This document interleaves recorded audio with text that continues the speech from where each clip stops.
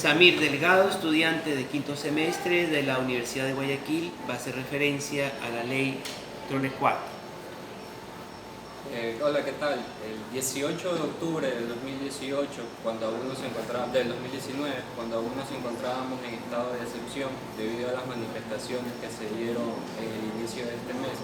el gobierno presentó a la Asamblea Nacional el proyecto de ley denominado Ley Orgánica para la Transparencia Fiscal, Optimización de los Gastos Tributarios y para el fomento a la creación del empleo. Esta ley es inconstitucional debido a dos razones principales. La primera es que en el artículo 136 de la Constitución del Ecuador se precisa de que todos los proyectos de ley deberían referirse a una sola materia. En el caso de esta ley Trole 4 se refiere a varias políticas o medidas que hacen referencia a las políticas fiscales, monetarias, tributarias, e incluso se plantea de que estas medidas no se ha analizado el impacto que vendría a tener en la sociedad, por lo cual se considera que es inconstitucional.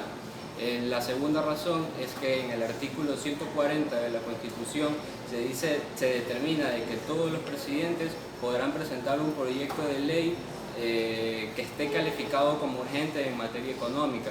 pero este proyecto de ley deberá ser aprobado, modificado o rechazado por la Asamblea en un periodo máximo de 30 días a partir de su recepción.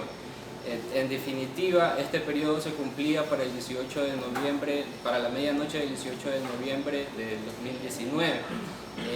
Para ello, en caso de que no se concentre esta decisión que tome la Asamblea, el proyecto íntegro pasa a ser vigente como decreto de ley. Para ello, el 17 de noviembre la Asamblea debía manifestarse ante este proyecto,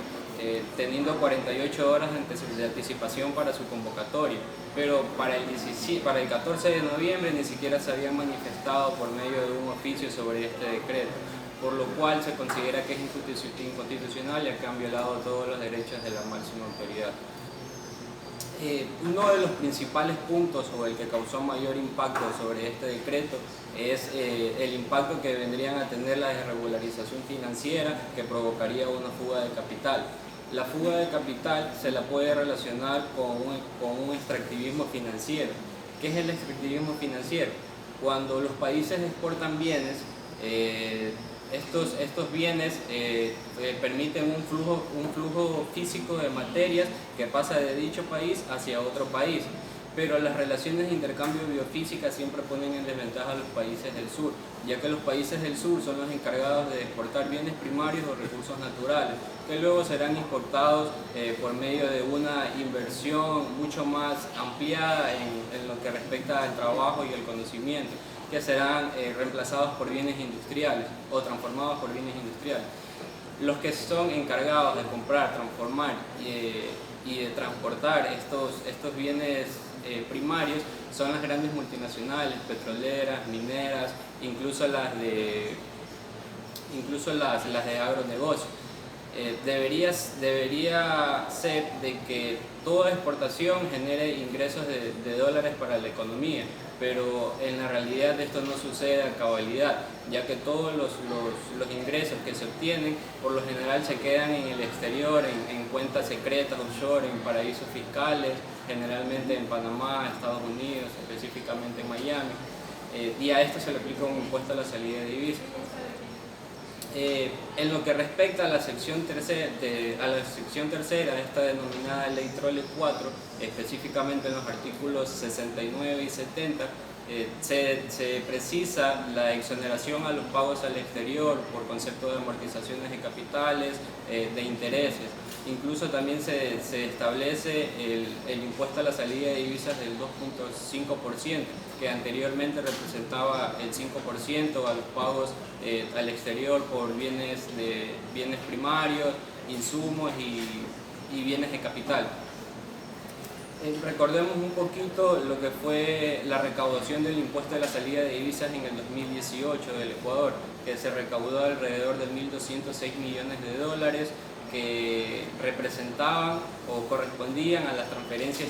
y a los depósitos bancarios en el exterior, que sumaban un total de 24.120 millones de dólares, que a su vez para el mes de diciembre del 2018 representaban el 45% de la liquidez total y el 96% de la oferta monetaria para este ciclo. Si bien es cierto, cuando estamos viviendo una época de dolarización en la actualidad, la falta de circulante va a ser físico, situación que no sucedía cuando teníamos nuestra moneda nacional, ya que la divisa salía pero se mantenía en el Ecuador la moneda nacional. Como siempre, y decretado por el SRI, el flujo de capitales están superando alrededor de los 30.000 millones de dólares. Estos flujos de capitales en la actualidad, simplemente por medio del impuesto a la salida de divisas, se ha buscado maquillar